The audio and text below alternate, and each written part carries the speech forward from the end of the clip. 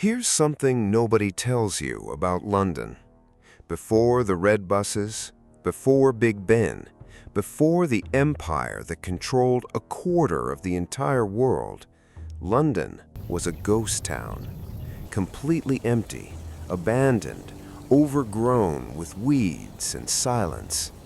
And I know what you're thinking. Okay, so what? Cities rise and fall. But here's the part that should stop you cold. London didn't just rise once.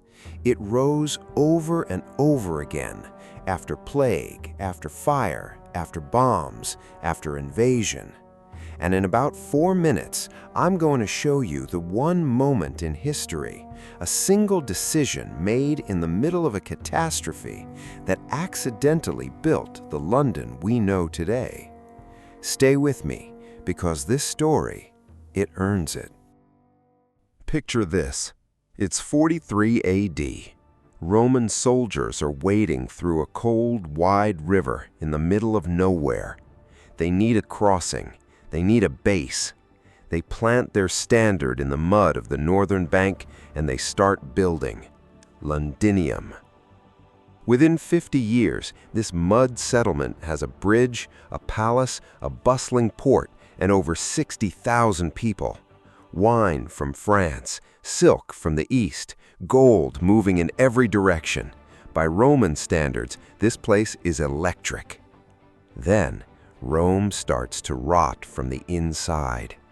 By 410 AD, the legions are recalled. Every Roman soldier walks out of Londinium, and nobody comes back. The city empties out. Streets go silent. Buildings collapse slowly, one wall at a time. For nearly 200 years, London doesn't exist. Now, don't go anywhere, because what the Saxons do next is the kind of move that changes everything, and it starts with running away from the very city they built. The Saxons rebuild slightly west of the old Roman ruins. They call their new market town Londonwick, and it becomes one of the busiest trading hubs in northern Europe. Ships, merchants, money. The city is alive again. Then the Vikings show up. Raid after raid, fire after fire. The Saxons can't hold their position outside the walls, so King Alfred the Great makes a call that looks desperate on the surface, but turns out to be pure genius. He moves everyone back inside the old Roman ruins. An abandoned city becomes the fortress that saves London. It works. The Vikings are stopped. London survives. But I need you to hold that thought, because in about 90 seconds, I'm going to tell you about a night in 1666 that made everything Alfred built look like kindling. 1066. William the Conqueror crosses the Channel, defeats the Saxon king at Hastings, and marches directly on London. The city has a choice: fight or submit. London submits, and it's the smartest thing they ever do. William grants London its own laws, its own courts, its own freedoms, privileges no other English city gets. In return, London makes William rich and powerful beyond anything he imagined. But William isn't naive. He builds the Tower of London right at the city's edge, not just as a fortress, but as a message. It says, "This city is mine. Don't forget it." Over the next 300 years, London's merchant class grows so wealthy they can negotiate with kings. Population hits 80,000. Trade is exploding. The future looks unstoppable. Then, a merchant ship docks from Europe. And in its hull, rats. And in those rats, the Black Death. Around 40,000 people die. In 2 years, half the city gone. But London doesn't collapse. It buries its dead and gets back to work. Which brings me to the fire, the one I promised you. And trust me, You need to hear what happens after the flames go out. It's September 2nd, 1666. A bakery on a street called Pudding Lane catches fire in the early hours of the morning. Small flame. Nobody panics. They should have panicked. The fire jumps from roof to roof through London's packed, timber-framed streets. Then it jumps again, then again. For 4 straight days, the city burns. 13,000 homes, 87 churches, St. Paul's Cathedral, the heart of the city, reduced to ash and rubble. 100,000 people have nowhere to sleep. And here is the moment I told you about at the start. King Charles II calls in the greatest architect in Britain, Christopher Wren. And Wren does something nobody expects. He doesn't just patch up what burned.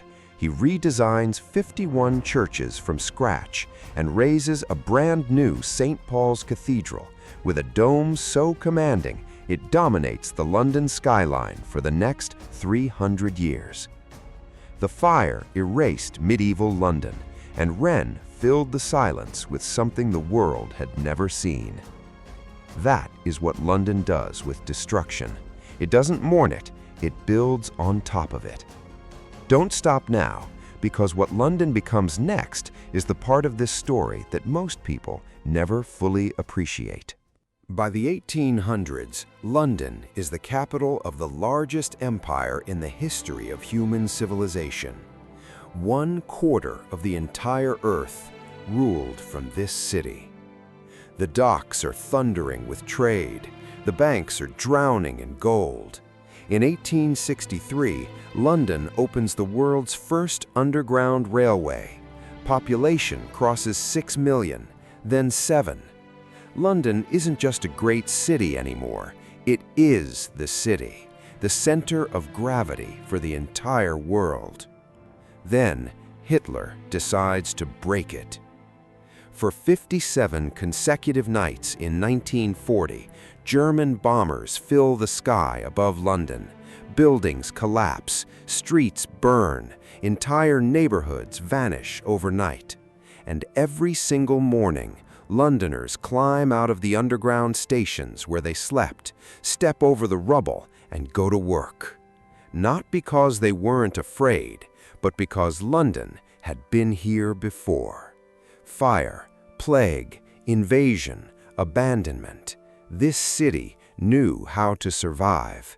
It had been practicing for 2,000 years. Hitler never broke London.